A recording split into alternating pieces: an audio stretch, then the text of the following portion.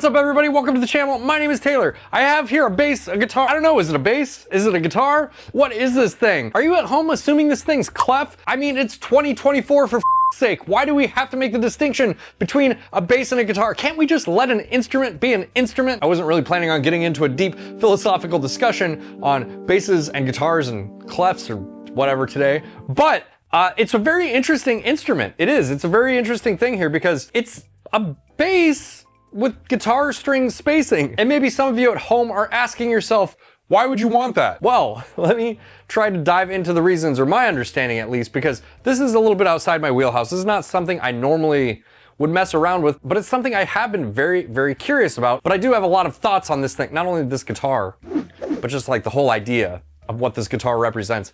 And I want to go through all that in this video, so bear with me on this.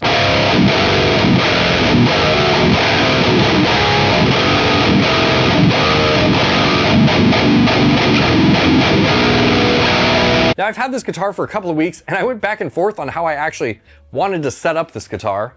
Okay, I just bought new strings for this Gear for Music guitar, so we're gonna get it set up. I'm gonna let you guys know anything that I come across while setting it up. Now, I don't think much needs to be done to this guitar other than, you know, it needs new strings because it arrived to me with a broken one. Good Lord. How long this box is. It's ridiculous, right? Oh, look. We got the cardboard thing around the headstock, a guitar cable. Whoa, fell down there. Holy shit, dude. Ugh. Guitar cable, a right angle guitar cable, you know, if you need one. I don't, so that's just gonna live there. And boom, the reverse headstock. I prefer this headstock a little bit to the other ones. It's kind of cool. It's kind of, you know, I like it. Man, this neck feels very nice. Longest neck in the game, a real giraffe of a guitar. If I can get this bag off, Jesus Christ. Dude, look at this. Come on, man. Look at that thing. I can't even get it all in frame. There it is. Look at this, dude. This is a beast. The lowest string is just like flop, flop, flop on there right now. Dude, this is a beast of a guitar. Look at this thing, dude. Crazy. Whoops. Ha! See? It's so long that I'm not used to it. Knocked it. Oh my God. I feel like I'm playing a bass right now. Good. I mean, that's what you want with these things, right? Oh, the string's broke. That's why it's not tuning. Huh. All right, well, I gotta get a new string for this one before I can play it. That's okay. I'm stoked, dude. This is gonna be a lot of fun. It's gonna be super sick. I think that it's mostly okay. I think this is gonna go really easy and smoothly, but you know, we'll find out. We'll find out. That's why we're here, right? Okay, and just so you guys know, because I'm sure someone is going to ask, I'm using these Ernie Ball 6-string bass guitar strings. I don't know much about these guitars, but when I looked it up, that seemed like the kind of standard set to use on a guitar bass thing like this. We're gonna explore this together. We're gonna see how this goes. So let's get it strung up.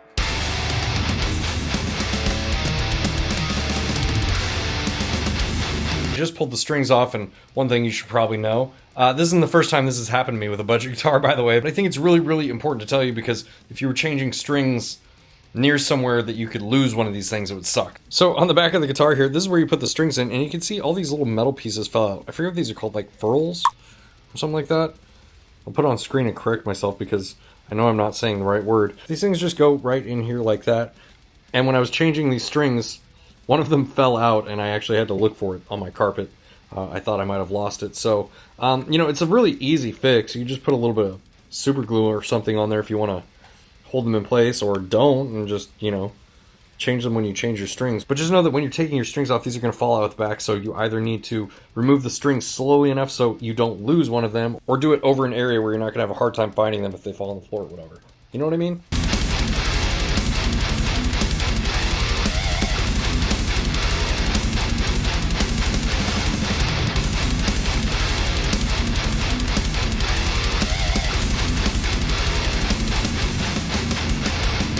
Okay, a few little things here before I get too much further into this. I've taken all the plastic off the pickguard and the pickups and everything. This is kind of like, you know, a Fender guitar or something where, in my experience with them, you have to take off every little nut and bolt to get all of the plastic off. But, you know, I think it's mostly fine. I just pretty much ripped it off and And there's like these tiny little bits. If that bothers you, you know, then you can loosen this and pull the rest of the plastic out, but it doesn't really bother me that much. The neck is super glossy and it's clean, so I don't really need to clean it or polish it or anything. The frets are very nicely polished. This feels really good. I didn't have to do anything here. Normally when I get a budget guitar, I really have to clean the fretboard, but in this case, you know, it's like really high gloss and, you know, there's no dirt on it or anything. It's just, you know, it's nice when I don't have to do that. The nut is also cut really well. There's no shady nut work or anything like that. Sounds awkward, but you know what I mean. The only weird thing is when I bought this pack of strings, this was suggested by a forum or something. I can't remember where I got this suggestion. Maybe I just typed in 6-string bass guitar into Amazon. I'm not really sure, but these were the strings that were suggested to me when I was searching for strings for this thing. And the low string is a little bit thicker than the stock strings that came on this. It's a 90. The reason I tell you that is because I can't actually get it all the way through the guitar. It's just sort of sticking out like that. Like it is just a little bit too thick to go through this little metal piece that's back here. So just FYI, you might want to gauge down a little bit. Maybe like an 86 or something like that. That might be the move. In all sincere honesty, I think these strings are probably too thick for me anyways. I think I would personally prefer a thinner pack of strings. We'll just see what happens when we get there, okay? Let's finish up.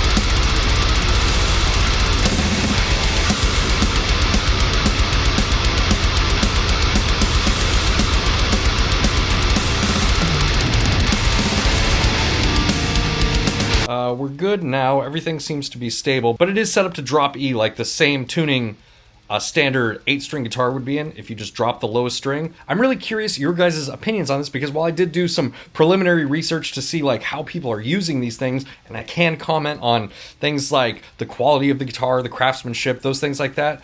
In terms of like playing and setup and what you would actually use this guitar for, I'm pretty much a noob in these areas. So, you know, I'm just doing my best to set it up the way that I think people are using them. But, you know, maybe I'm wrong on that. Maybe I should have gauged down these strings quite a bit and tuned it to something different, like, you know, maybe like drop F or something like that with much thinner strings.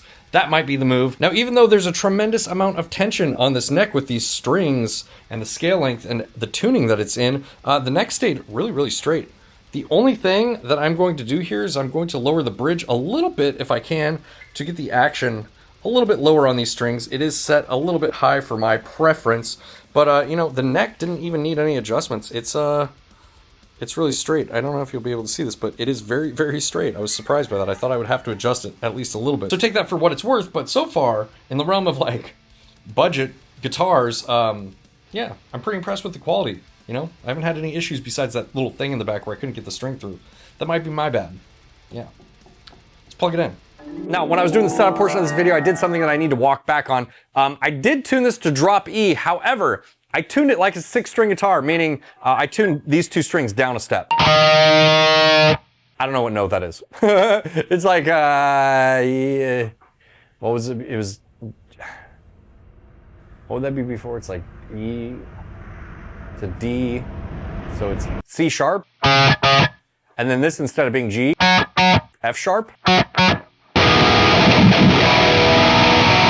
Before we get too deep into this, let me tell you a little bit about this guitar. This is the Gear for Music 638 baritone electric guitar in white. It is a 6-string guitar or bass, depending on how you look at it, with a bolt-on neck and a 30-inch scale length. The body material is made out of alder, the neck is made out of maple with a maple fretboard and a gloss finish. And just to clarify that, even though the maple board has a gloss finish, the neck is actually a satin finish neck. The neck radius is 16 inches, it has a C profile shape, it has 22 extra jumbo nickel silver frets, and a Graphtec Newbone 43mm nut. On the electronic side, we have chrome-covered ceramic humbuckers, 1 volume pot, 1 tone pot, a 3-way toggle switch, and all of this comes in at 199 pounds or $217 at the time of making this video. And on top of all of that, if you are one of the people that watches my videos as soon as they post, thank you so much for that, by the way. But they are also running Black Friday deals all the way through Cyber Monday. This baritone is currently on sale as well. I will leave an affiliate link for that in the description. You guys know the way affiliate links work. If you use it, it will greatly help the channel at no cost to you and help me keep doing what I'm doing here.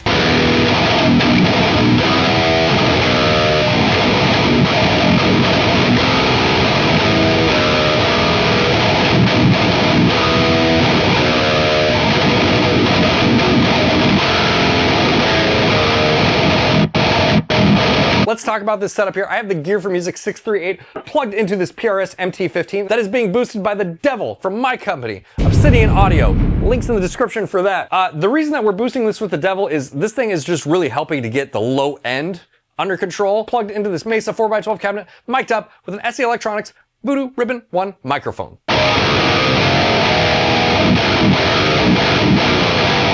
And I know there are those of you that really want to hear this thing through a budget rig. We will plug this into my computer and play through a plugin later in this video. And especially with this guitar, I feel like that makes a lot of sense. I feel like a lot of people that would really vibe with this guitar are sitting in their like home or bedroom studio just writing heavy as songs all day. So we will plug this into a plugin here in a little bit and try that out. Okay, let's talk a little bit about this guitar so far. This, in my eyes, is a budget guitar. It's especially a budget guitar because it's sort of like a specialty sort of thing, you know what I mean? $217 for all of this seems pretty much in the budget range to me. So a few things to note about the setup. Like you saw, my low string here sticks out a little bit from the actual guitar. On the Gear for Music website, they actually list the string gauges that they put on this guitar, and it's 24 through 84, and this set of strings is like 90 through 30 or something. So much thicker than, I'm gonna stop doing, that's weird. So I'm gonna chalk that up to my bad. I wish I had seen that before I ordered strings for this guitar, but you know, it is what it is. It's playing fine right now. It's not like that big of a deal. It's not bothering me or anything, but you know, I just felt like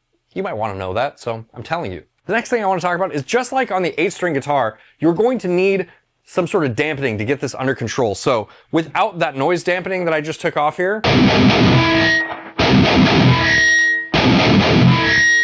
so if you happen to buy one of these guitars and you're not experienced with that, you might be sitting there thinking to yourself like, what the f is that sound? What is that? It's just the excess string noise from this type of setup, specifically with it being, you know, baritone on this end and then having one of these string through body bridges on this end. I'm just putting these little things on here to help get rid of that noise. Now they do make special products for this, wedges of foam and stuff that go under here, or, you know, you could put like an old Band-Aid under there or something like that. You just need to put something in there to stop the string noise from happening, because then you'll get this.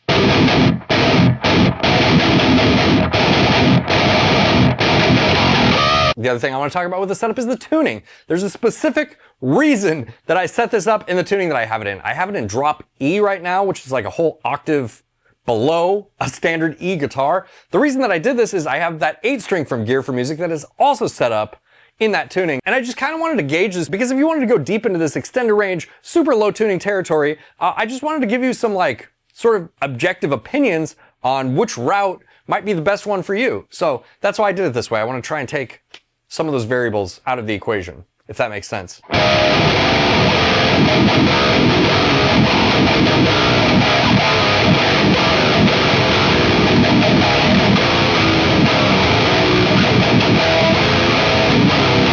Let's turn the boost off real quick and go over to a clean channel, and that way you can hear the pickups just on their own. So this is the bridge pickup. It's the middle position.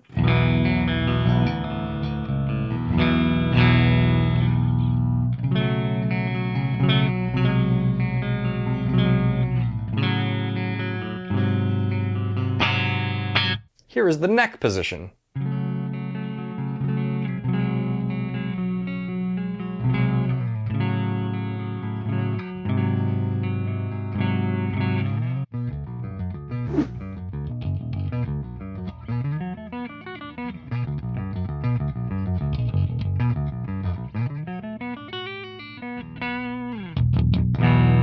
Okay, now that that's over with, let's go back to this lead sound here. So some things about the electronics here. Just like with the 8-string Gear for Music guitar, these pickups are very, very sensitive. They pick up a lot. I'm having to run my gate a lot higher than normal here. They're not microphonic or anything, they're just very loud.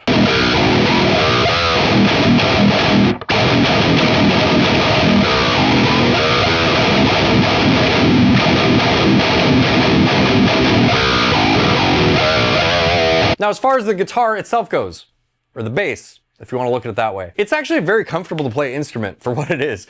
I would say that this is easier for me to play personally than an 8-string guitar. Your mileage may vary on that, but I think, you know, if you want to start going into these lower tunings, you either have to go more this way or more this way. And for me, I would prefer to go more this way. This just feels more like what I'm used to playing, even though it very much does in a lot of ways feel like a bass guitar. It does feel less foreign to me than that 8-string fan fret guitar. Now, with that being said, I think that in my experimenting with drop E and like, this isn't my preference. I'm very much missing tuning to C standard right now. I think it's cool. No shade to people who want to do it, but I think that like my experimentation with these last two guitars and playing in like lower tunings has just led me to realize that, you know, I just like playing in a 25.5-inch scale. Yeah, so take that for what it's worth.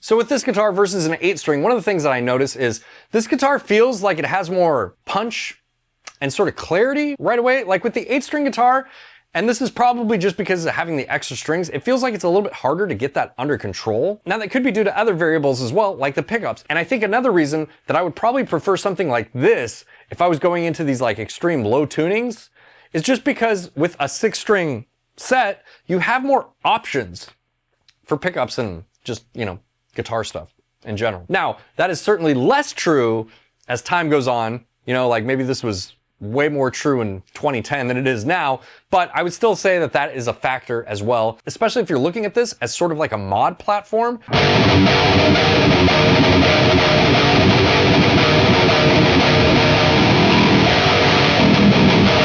The other thing I would say here, the sort of curveball that I want to throw you is this might be a good bass for guitar players.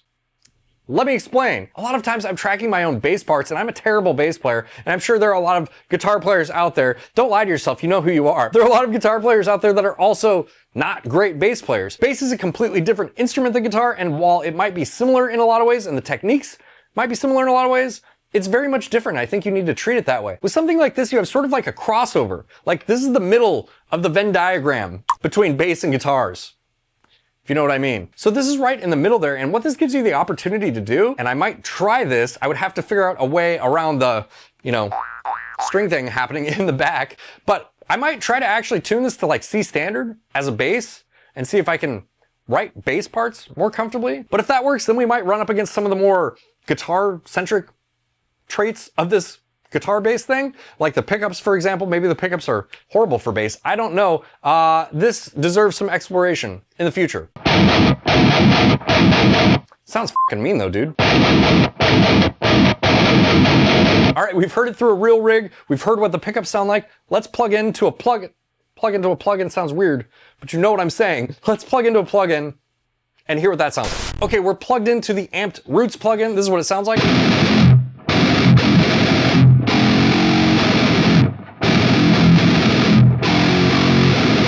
I imagine the majority of people out there that are interested in this guitar probably want to use it in this sort of context. I could be totally wrong on that. I could be off base. I don't know. But I'm just guessing a lot of people that want to use this thing probably want to use it in this way.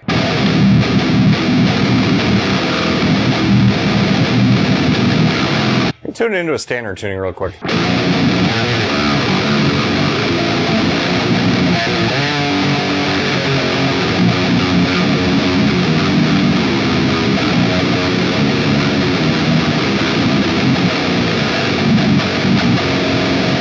Okay, that's what it sounds like through a plugin. Let's get back over here. All right, this has been a very fun and a lot of ways a very eye-opening experience for me. I'm not sure this is something I would commit to using personally. I would have to experiment with it a lot more, but I will say that it was more comfortable than getting used to like the extended range and the extra strings on the 8-string guitar. Both very fun for different reasons, but you know, I just think that like they make me really appreciate my 25.5-inch scale guitars that are in C standard. Oh, hey there, don't mind me barging in here. I just wanted to update this video here real quick. While I did find this guitar really fun to play, I thought it actually sounded really good when I was editing the video back, but I did figure out what happened. I went to Amazon and just like typed in 6-string like baritone set, whatever, and on the Amazon link, under the color options, you know, this is like common on Amazon links, under the color options, they have the 6-string bass string set, which is the 90 through 30 that we put on this guitar. And then if you click the little color options, you have this 6-string baritone slinkies. These ones are 13 to 72. So we're gonna put this 13 to 72 set on there sometime in the future. Keep your eyeballs peeled for that one. And also because I am absolutely positive someone will ask, does it have neck dive? Not really. I'm actually really surprised by this. There's not much neck dive at all. It's very comfortable on the shoulder. But I think that, like, as far as the guitar itself goes, I've been very impressed with all of the Gear for Music stuff, and there's no exception to this guitar.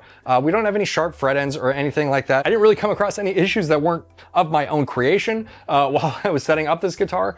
You know, the tuners feel nice. The nuts cut really nice. We don't have stainless steel frets on this guitar like we do on a lot of the other Gear for Music guitars, but then also it's 199 pounds or, you know, $217. So I think it's quite a bit cheaper than the other Gear for Music guitars that I've tried so far. All right, so I'm ending this video and I actually have more questions than answers really. I'm curious to hear from you guys, especially those of you that play these things. Like, what tunings are you playing them in? How are you using it? Do you think there's validity to using it as a bass versus using it as a guitar? And why, and vice versa, all those things, please let me know down in the comments below. I'm really, really curious to hear from you guys. All right, shout out to Gear for Music for sponsoring this video. Shout out to you for being here with me. Hopefully you guys liked it. If you did, make sure to hit the like button. If you really like what I do here on this channel, consider subscribing or being super overpowered and joining these lovely people over here on Patreon. And I will see you in the next video. Bye.